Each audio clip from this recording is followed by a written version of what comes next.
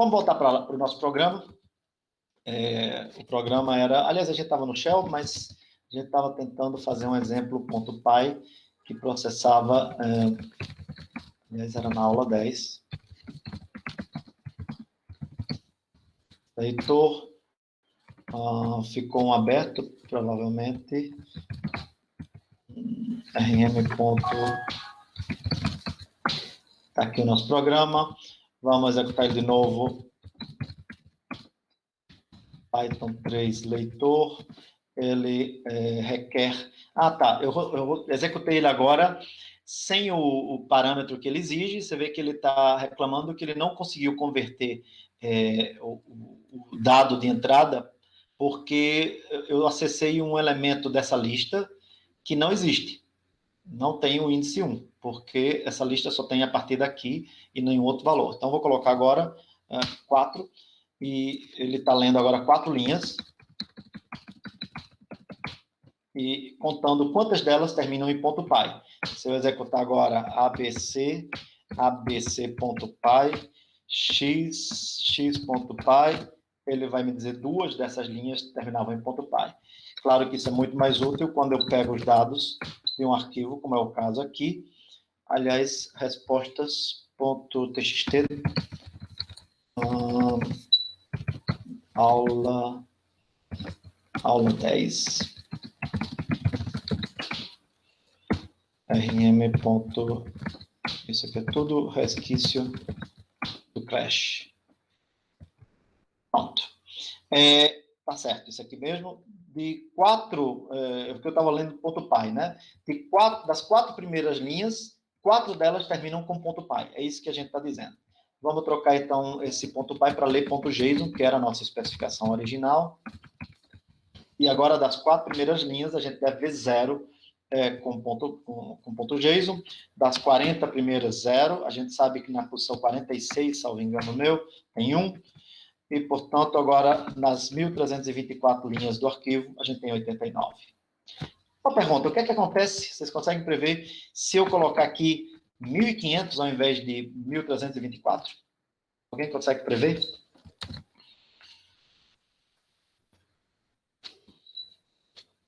Vamos lá, gente.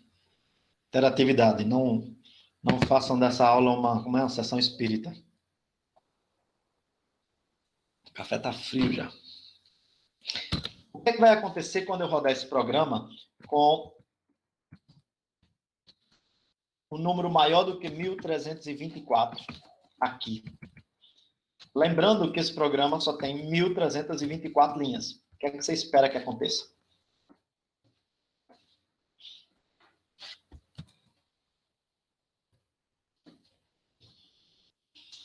Seria bacana, né, Diego? Ou seja, vê bem o que é que você está propondo. Você está imaginando. Você está imaginando que o programa, depois de... Vamos lá. Eu vou rodar o programa pedindo ao sistema operacional que leia a entrada deste arquivo. Só que quando acabasse o arquivo, o sistema operacional passaria a dizer: deixa eu ler isso de outro lugar, deixa eu ler do terminal para o usuário. É estranho, concorda? Então, na verdade, isso não vai acontecer exatamente pelo que eu estou dizendo, porque você disse ao programa para ler a entrada do arquivo. Se o arquivo acabou, o que é que acontece? Bom, o sistema operacional não pode fazer mais nada. A entrada do programa acabou e ele está tentando ler mais do que teria. O que você vai ter é um erro. Isso. Qual erro? Essa é a minha pergunta agora. Qual erro acontece, Bianca? Erro de fim de arquivo. Não, out of range, nada. A gente vai ter um end of file. Perfeito. O grande problema é esse. A gente vai ver um fim de arquivo quando eu estava tentando ler uma linha.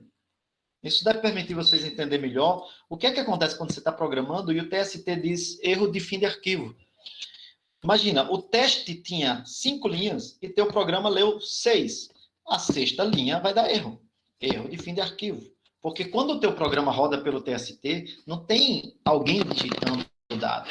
Tem um arquivo que está sendo lido pelo teu processo. Teu processo lê linha por linha e quando chega na última linha, acabou o arquivo. Se você tenta ler mais uma, erro de fim de arquivo. Não, esse erro acontece quando? Pensa aí, Bianca. Esse erro acontece na linha 8, quando eu estou tentando fazer isso aqui. O que é que acontece quando ocorre um erro, gente? O que é um erro em um programa? O que é que acontece quando ocorre um erro?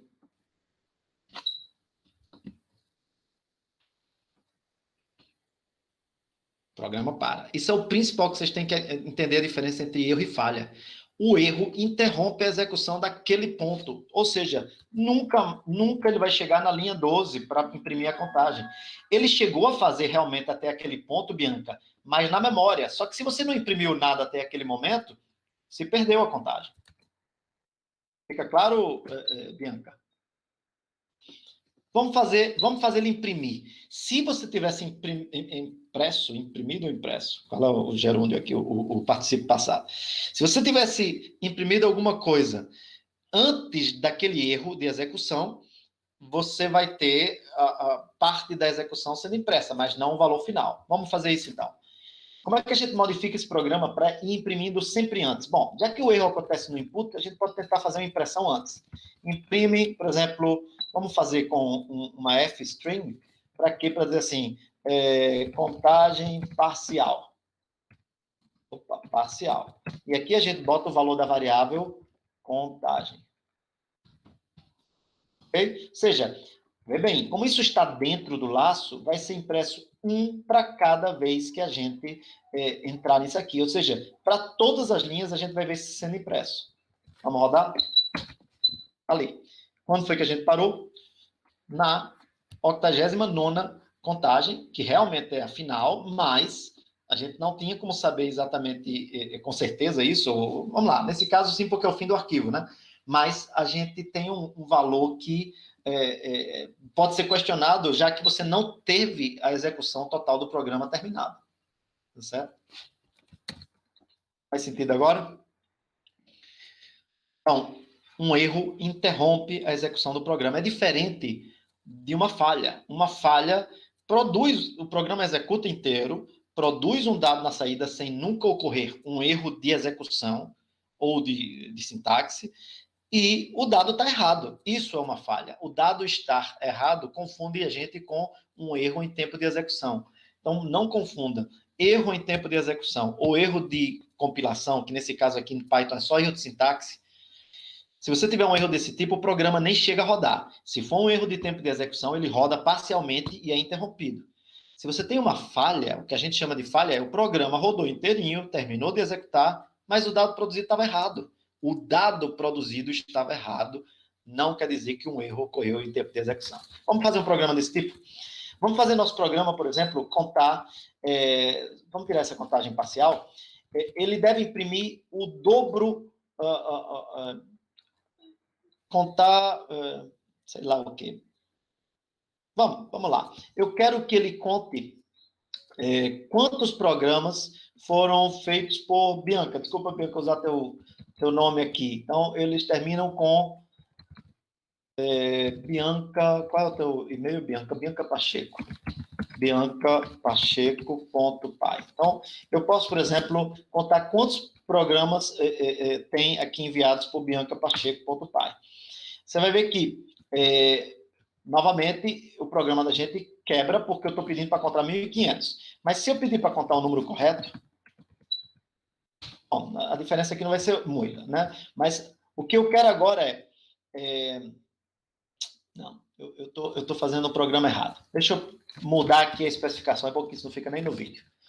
Deixa eu mudar a especificação para tentar outra coisa. Eu quero saber quantos exercícios foram feitos do área círculo, por exemplo. Quantas pessoas fizeram o área círculo 2, certo?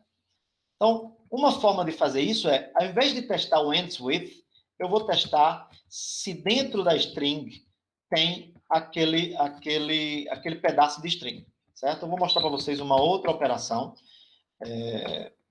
A S1 vai ser exemplo 100 e S2 vai ser exemplo com string. Exemplo 1, S100 string. Então, está aqui S1, está aqui S2. O que eu quero testar é qual delas contém a palavra com dentro dela. Então, a forma de fazer isso é usar um operador que, infelizmente, é proibido para vocês durante a programação, durante a nossa disciplina, que é o operador in. Aqui o que eu estou testando é se dentro de S2 tem um pedaço de string igual a essa outra string. Como está em S2? True. Como está em S1? False. Tá certo? Lembrar, como está em S1? False. Em S2, como está em S2? True. Ok? Então, eu posso usar isso para contar, por exemplo, se quantas vezes tem o nome área, círculo, 2 está em nome de arquivo. E eu vou imprimir aqui a seguinte mensagem. A seguinte mensagem. Contagem alunos fizeram a atividade área círculo 2. Está correto esse programa? 17 alunos fizeram a atividade área círculo 2. Por que esse programa está errado?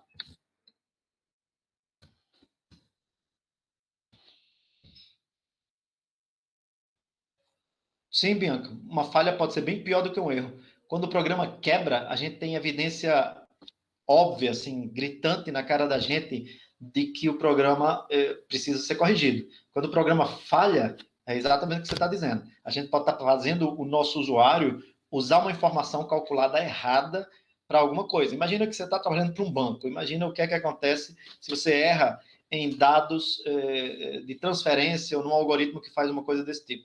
Você está tirando dinheiro de contas que não deveria tirar ou colocando dinheiro em contas que não deveria colocar. Então, obviamente, isso vai dar um bocado de dor de cabeça para o programador, para o seu chefe, coisa do tipo. Imagina que você está produzindo, calculando dados de equipamentos que controlam, monitoram saúde de algum paciente. Você não pode estar cometendo esse erro. É melhor que o sistema pare e diga pane no sistema, não foi possível calcular o valor, quebrou, né, um erro, do que uma falha. Uma falha pode ser bem pior do que um erro. Aliás, na maioria dos casos é.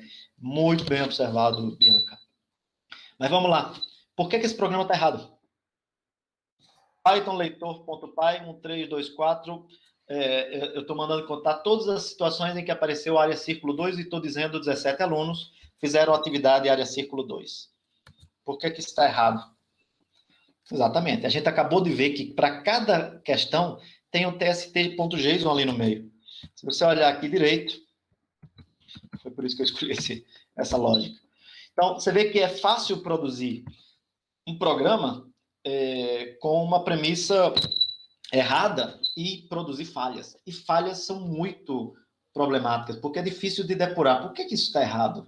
Assim, claramente isso está correto numa visão simplista. Você pode dizer assim, é só contar quantas vezes aconteceu. O problema é que o nome área círculo 2 ocorre também no caso do arquivo tst.json. Portanto, a contagem está errada.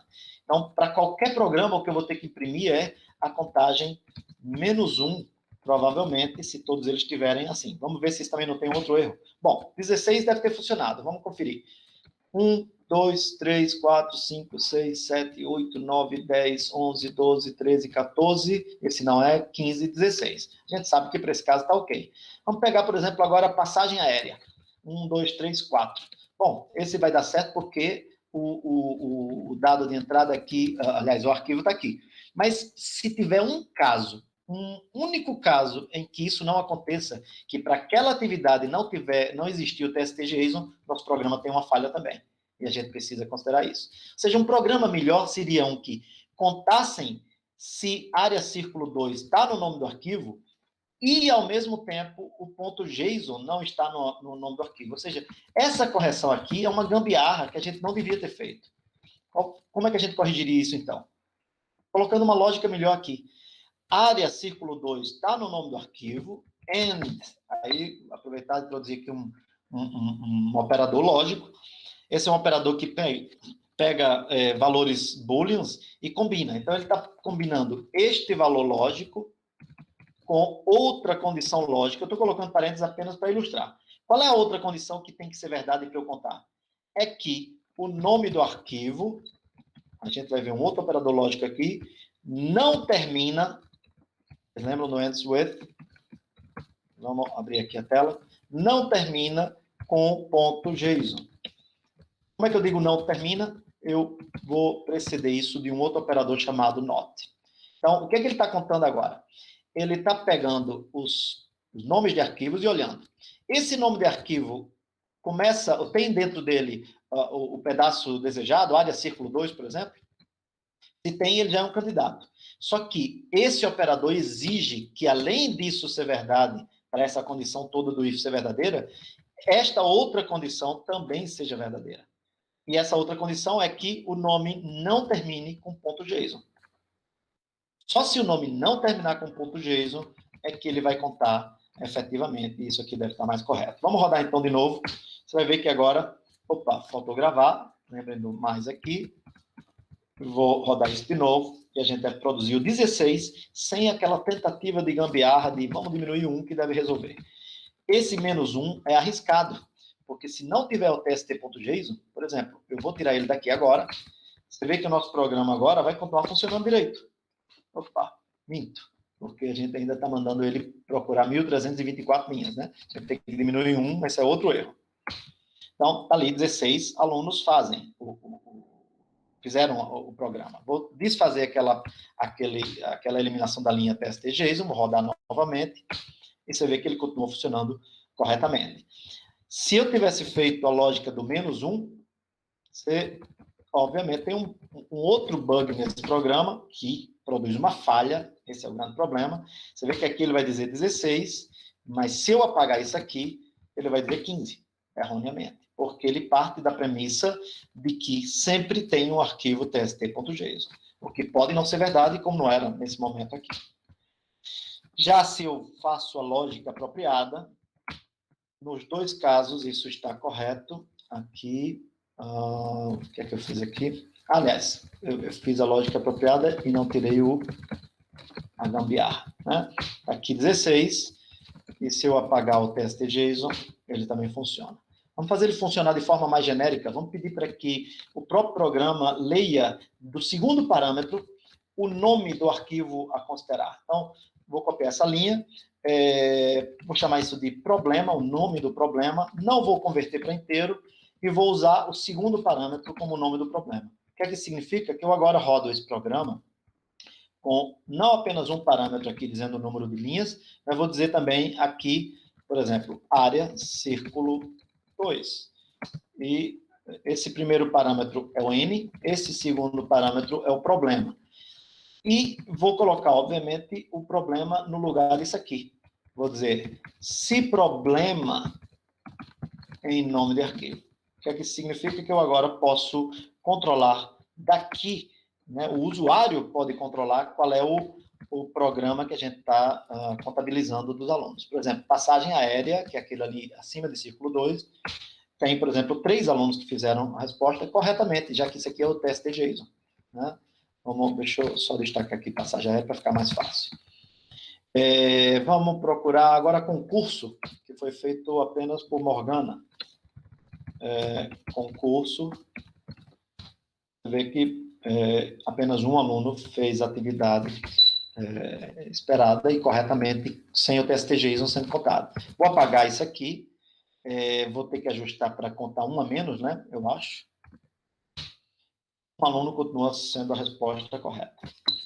É isso. O que mais, gente? Eu acho que isso é o essencial de laços for. Aliás, faltou uma coisa. Muito. Deixa eu voltar, então, para o último elemento. Vamos usar a variável de controle, que a gente não está usando por enquanto. Esse código aqui simplesmente ignora a variável de controle. Tá certo? Vamos fazer uma segunda versão do leitor. Vou chamar de leitor2.py. E, cpleitor.py para leitor2.py. Vou editar ele. E o que a gente vai fazer aqui agora vou continuar usando o mesmo conjunto de dados, vou continuar daí, só que ao invés de eu ignorar esse elemento, eu vou utilizar essa variável, eu vou dar um nome mais apropriado para ele, e cada vez que eu encontrar um elemento, eu vou imprimir esse valor, porque eu vou saber cada linha em que esses dados ocorrem. Então, Além de contar, eu vou fazer um print ocorrência da linha. Ih, isso é uma f-string, eu esqueci do f ali no começo. Só tem um problema. Lembrem que o i, na realidade, é o índice, então, na realidade, eu preciso somar 1 para saber o número da linha do ponto de vista do usuário final. Né? A linha 1 do arquivo não é o índice, não é a linha 0. Então, para compensar isso, né, internamente a gente vai usar o índice, mas quando a gente imprimir para o usuário, a gente vai imprimir i mais 1. Então, vamos rodar novamente o programa. Só que agora eu vou rodar leitor 2. Ali, ocorrência na linha 1293. Se a gente for na linha 1293, é exatamente o que foi contabilizado. Está aqui a linha 1293. Vamos fazer agora para área, como era o nome? Área círculo 2. Você vai ver que a gente tem cada um dos elementos que ocorreu, 1298, 99 e assim por diante, até 1213. Então, a gente pode usar essa variável dentro do laço quando é conveniente. E em muitas situações é conveniente utilizar.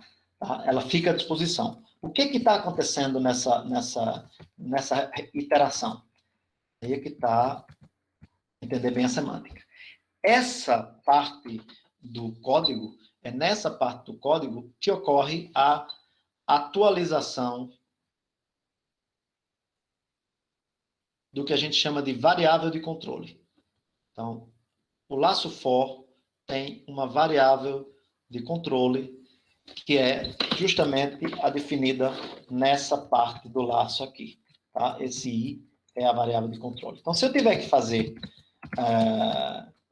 anotações.md, se eu tiver que escrever para vocês a sintaxe geral do for, ela tem essa cara aqui. Variável de controle. In é uma parte obrigatória. Sequência aqui na frente. 2 pontos é parte obrigatória. E o corpo aqui dentro. Qual é a semântica? Qual é a semântica disso? O corpo, aliás, antes do corpo ser executado, a gente tem que pensar naquela primeira linha, né? A linha 3. A sequência produzida, um valor da sequência é obtido, é melhor, um termo melhor, lembrem que ele pode ser produzido por um gerador, mas pode ser uma coisa fixa, obtido. Se existir, o corpo é executado. Certo? Ao concluir a execução do corpo, o processo se reinicia. Mas o próximo valor da sequência. Esqueci de uma coisa. Deixa eu colocar isso assim indentado para ficar mais fácil. Se existir,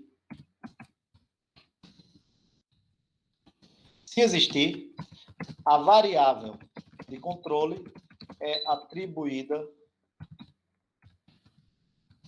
ao valor da sequência. Seguida, o corpo é executado.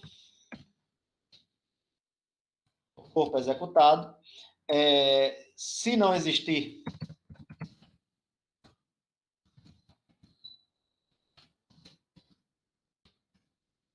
o controle de execução é passado para a primeira linha após o laço for. Primeira linha fora da indentação do corpo.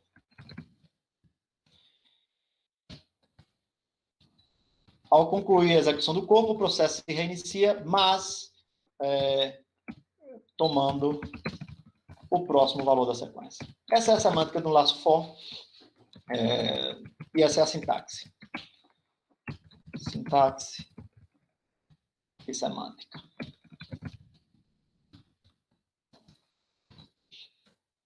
É isso. Outras dúvidas? Nada? Posso interromper a gravação?